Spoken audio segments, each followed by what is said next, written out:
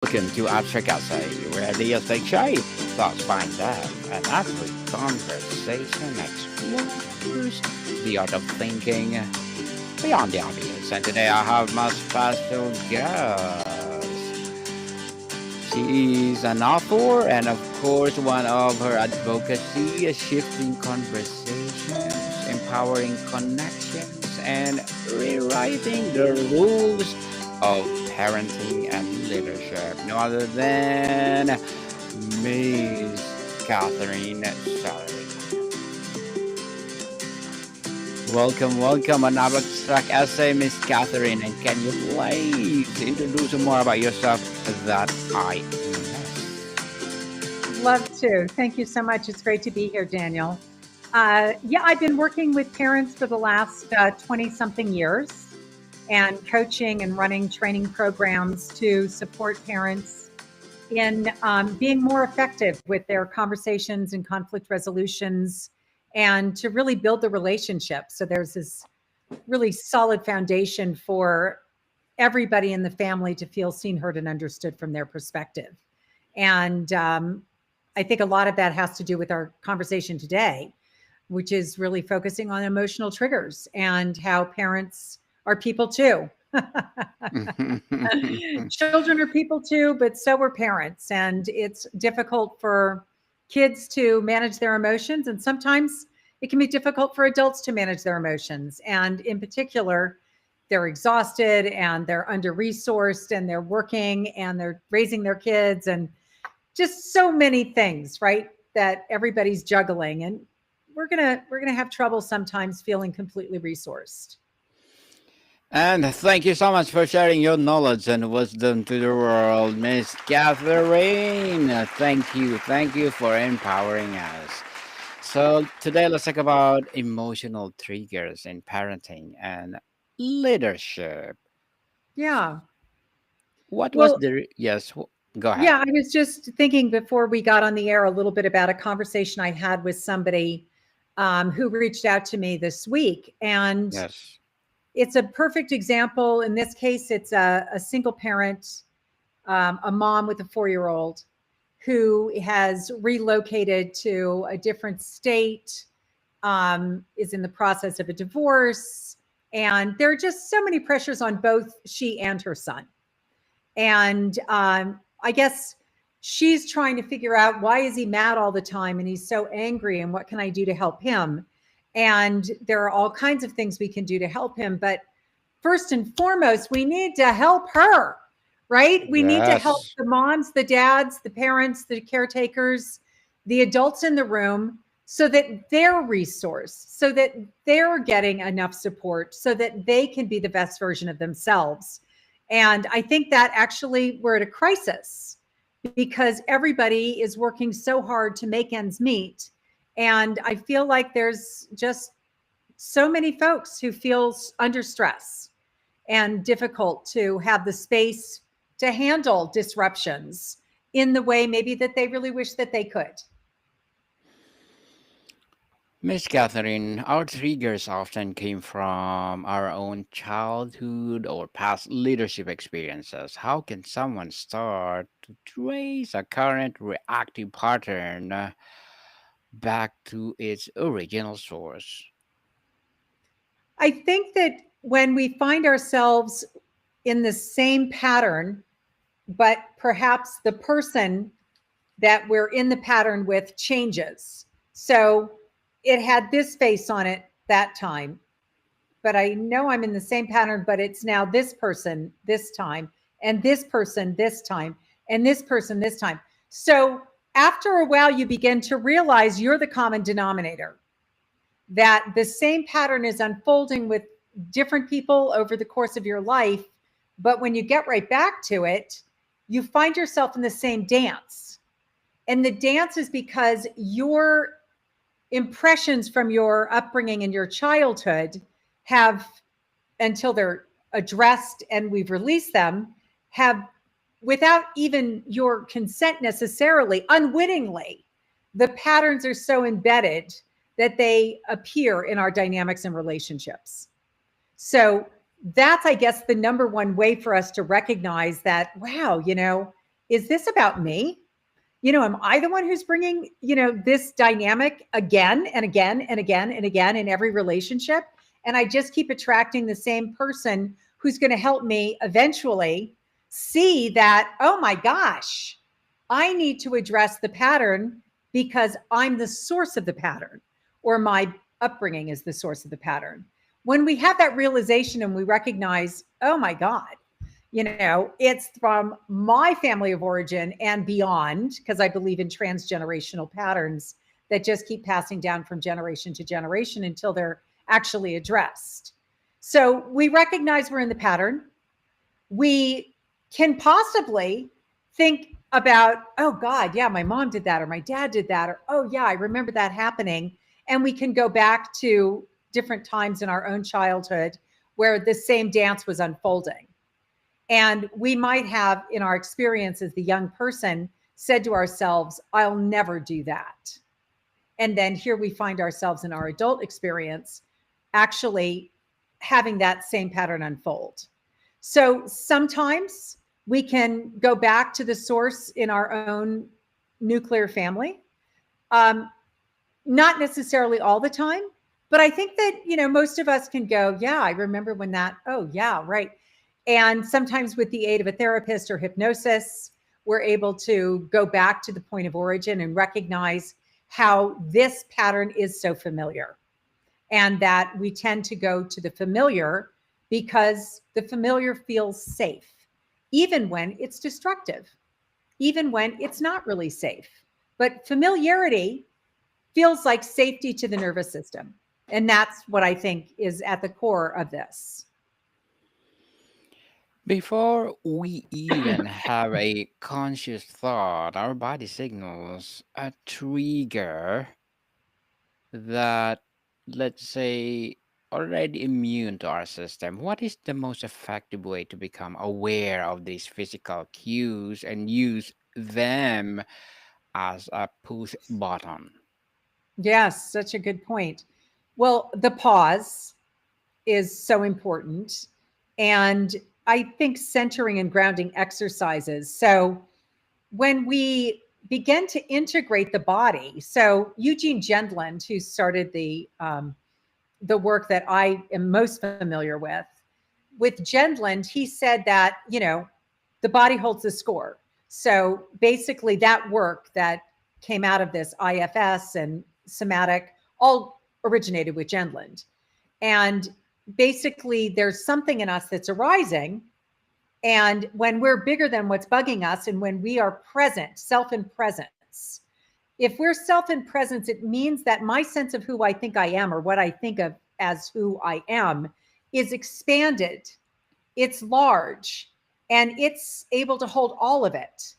And with that consciousness, we're able to be present to whatever is arising without identifying with it as that's who I am. Does that all make sense? Makes sense, Miss Catherine. In both parenting and leadership, we have authority but must foster independence. How does the trigger of losing control manifest in both contexts, and what is Mm. the healthier way to frame our role? Such a good, yeah, point that in both of our venues, whether it's our work venue or our home life, we can experience this being triggered, and this idea of control, or the absence of control, or having problems with authority, or continuing to have a sense of autonomy and authority, whether this or that venue. I hope I'm answering the question, but from my perspective, our agency should never be in question. So, regardless of the circumstances, we continue to make the choice, and we continue to be in touch with the fact that we have our own agency to choose to be, if you will, in a situation where we find ourselves being asked to do things that are not our preference. What comes to mind is, as I think you and I have discussed in the past, a lot of my work came from NVC and training with Marshall Rosenberg. And the nonviolent communication world is a world in which We're always trying to meet our needs. The context of everything is that behavior is needs-based. And when I'm doing this behavior or that behavior, either that behavior is a reflection of my needs being met, or the behavior is a revelation that I am not meeting my needs. And when I can't meet my needs, I appear to be really struggling on the surface.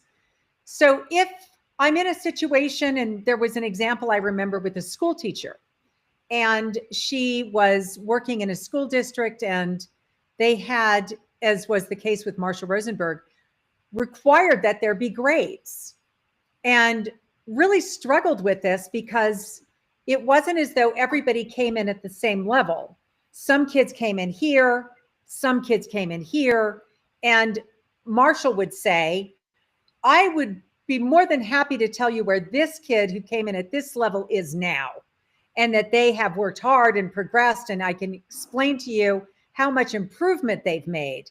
And the one that came in here, how much they made. But if you ask me to give grades, a grade isn't a fair measure because it doesn't take into consideration all of the vagaries of where each child in the classroom started. So one of the teachers was having this problem as well, feeling really uncomfortable with this static system that didn't reflect the nuance of the classroom. And yet she stayed and she continued to work in the system that she had problems with. And Marshall would say to her, well, I guess what we can do is we can celebrate the needs of yours that are met by having a job that produces an income, that gives you the safety and security, and we can mourn and we can grieve the needs of yours that are not being met. And when that balance shifts so that the needs that are being met are not higher than the needs that are not being met in that position, that's when we take action. That's when we start to change it. In the meantime, we celebrate the needs of ours that are met, and we mourn the needs of ours that are not met. And we learn how to be present to what's activated within us through this outer world experience. So the outer and the inner begin to have a relationship where we're present to what our outer world is, and we're recognizing that it can catalyze internally different feelings, but we don't identify with the feelings as that's who I am. I'm sad, I'm mad, I'm hurt, but something in me is sad, mad, and hurt.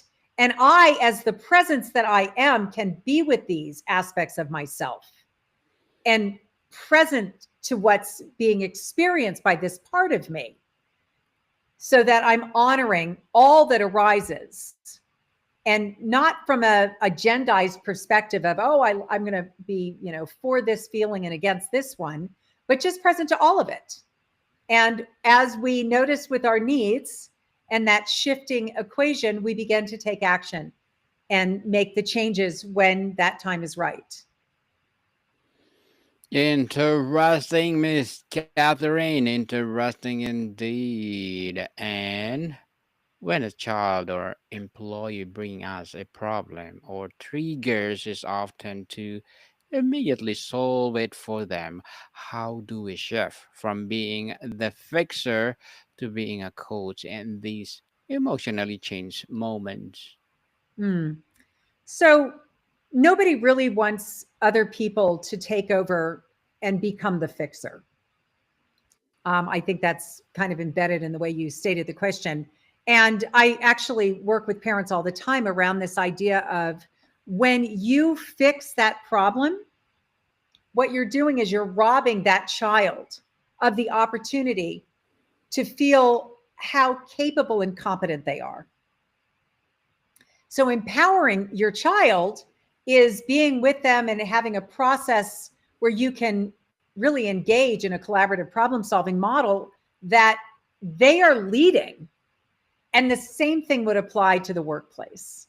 When somebody fixes, it doesn't actually give the employee the opportunity to begin to recognize and to have the power to be able to discover, I'm capable and competent of finding my own solutions. The better coach or the better employer is the one that really says, if you come to me with a problem, you better be bringing a solution too. And we can talk about both. And through that conversation and collaboration, we may come up with a whole different solution.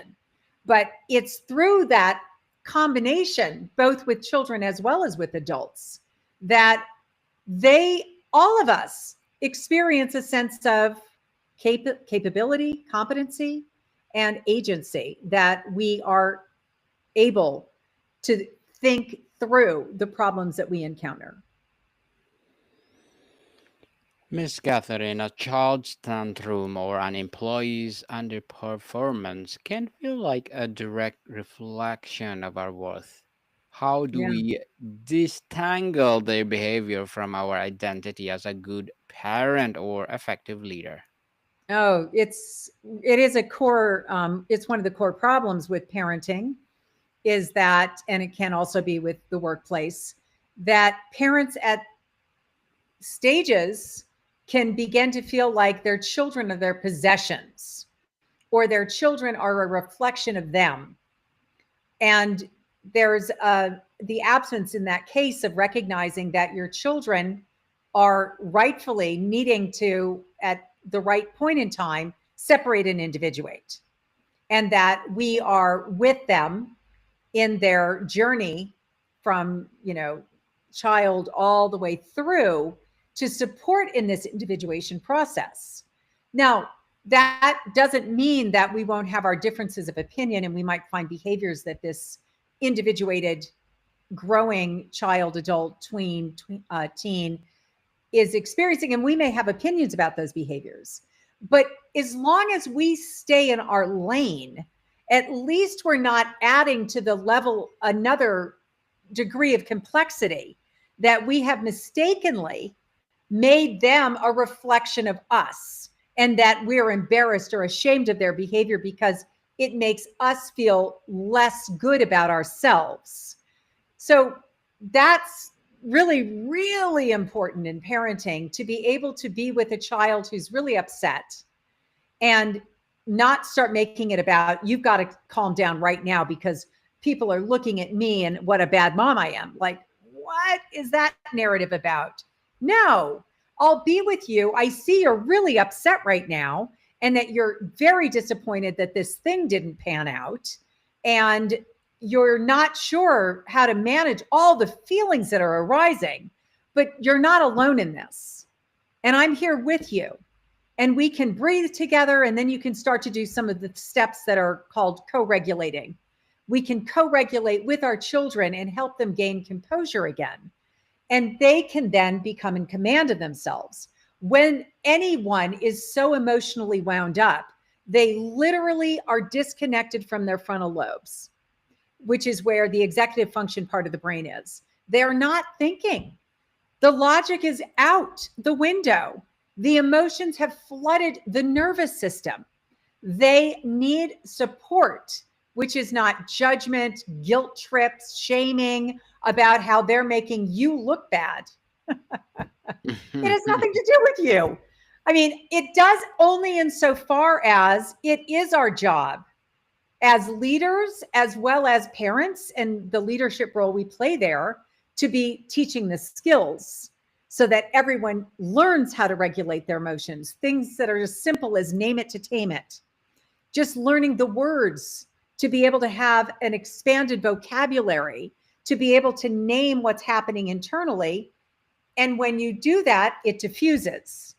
So there are so many steps in emotional regulation, but that's one of the easiest and simplest. And yet, I believe that Brene Brown's research revealed that most people, adults included, children included, have 5 words only to explain their inner experience. And she recommended 30. And there's a list that she has that I also have, that I use with my trainings, that are the words that help people. The more nuanced I can be to explain my inner experience and what's going on for me, the more impactful it is in terms of just dissipating high emotion. How can we hold the tension of being both authoritative, and compassionate are for both demanding and supportive without being triggered by the apparent contradiction, Miss Catherine. Yeah. So walking, the razor's edge essentially is the capacity to be both I'm not okay with this, and yet I understand how you're going through so much. So there's both the I'm not okay and my compassion and empathy about what you're going through. And yet this has got to change. So if we have it in our mind that both are present in us and both can be true, then we can bring that where, this isn't okay. Like, let's say in the context of a home, you know, when we're really upset and we destroy things, I'm not okay with it. I can appreciate how upset you were. And I can also see how just terrible you feel about it. And my objective here is not to make you feel worse about it, but my objective here is to say that we've got to find more skills and we have to work on this in order to have you better prepared when these high moments of emotion arise, for you to be with it, present to it, and not overwhelmed by it. And that would again apply, that conversation could apply in any context. You can also be at work where somebody is potentially, let's say, going through a lot of emotional upset. And we can have compassion and understanding. We might even be prepared to have certain behaviors that we would otherwise not be okay with and give more latitude. But of course, not forever. There comes a point where we do say, look, I'm terribly upset that I'm going to have this conversation with you, and yet I need to have it. I'm upset about it because, you're such a good, important person in this organization. And at the same time, I have so much empathy for what you're going through in your personal life. And I also have a responsibility to be on task. And we're not right now. So, that kind of a conversation is holding a line, not with power over, not with the, heavy handedness.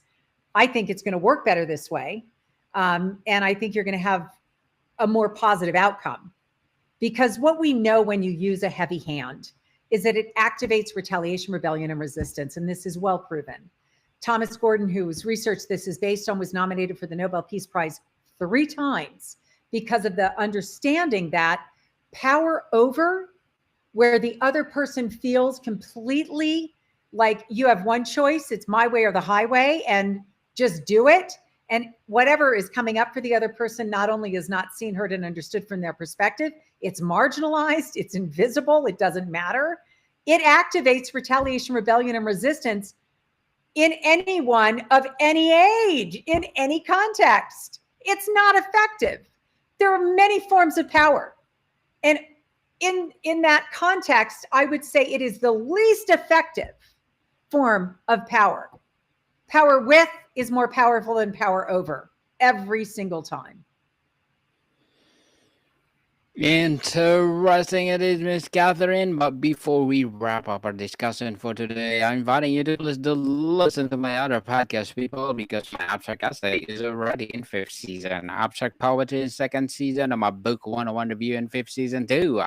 Comedy 101 in 2nd season, and my Food 101 in 5th season as well. Geography 101 in 4th season, and my baby podcast Law 101 and Mental Health 101. Love Letters in 4th season, as well as my Movie 101 review and Music 101 in its 4th season as well, and Science 101 and Sex 101 in 2nd season. Please listen to them wherever you listen your podcast. So, Miss Catherine, if you could recommend one daily practice to someone to build their self awareness to reduce their reactive action to their kids or to their employee, what would it be?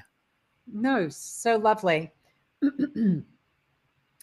I think the easiest practice to implement is where we recognize that there's something arising and we pause. When you begin to feel something arising, pause. And then, I close my eyes and I sit with my feet on the floor and my hands on the table. and I take a moment to just ground. So when that big thing is arising and I do that, and then I say, I'm noticing my feet are being supported by the earth. I'm seated and I'm supported by the chair. My hands are resting on the table. All around me, I'm experiencing support and recognizing that as I take my attention inside, that there are aspects looking for my presence. And as I take a breath and I hold it and release it, I'm able to turn toward all of it and be present without losing myself in it. And that little practice right there, what was that? Maybe, 20 seconds. It's a way to get bigger than what's bugging you. Getting bigger than what's bugging us is really the whole game. The minute that we begin to reset our sense of self as presence, as opposed to my thoughts, my feelings, my emotions. I have feelings, thoughts, and emotions, but that's not who I am. And when I'm not identified with them and I can hold space for them, I can be with all of it and I don't collapse into it. And so that is an exercise, very short, that I hope all of your listeners are able to implement. And if they're looking for more, please, you've been so kind to have the website there, katherinesellery.com. And you can go to the work-life balance side, or you can go to the Conscious Parenting Revolution side. And if you go to the CPR site, we have a family lifeline. And you can join the family lifeline community. It's free. It's there to provide the lifeline that we all occasionally need, because, things don't always go our way, and that's okay. It's okay as long as I can just be with it and surf the ocean, surf the wave, not let it overcome me. Miss Katherine Sellery, thank you so much for your knowledge and wisdom to the world. And so, can you please invite our listeners to support your advocacy, your business, or whatever projects that you're doing right now? Yes, absolutely. So if you would like to, you can go to freeparentingbook.com and you can download my Amazon bestseller, 7 Strategies to Keep Your Relationship with Your Kids from Hitting the Boiling Point. And I hope that, it provides you with some strategies and support in all of your venues. Yes, people, let's support Miss Katherine Sellery, because if you support her, for sure, more and more empowering best-selling books to come, more and more empowering advocacy to come. So, Miss Katherine, thank you so much for your time. Thank you so much for all you do, Daniel. More to come, people. See you soon.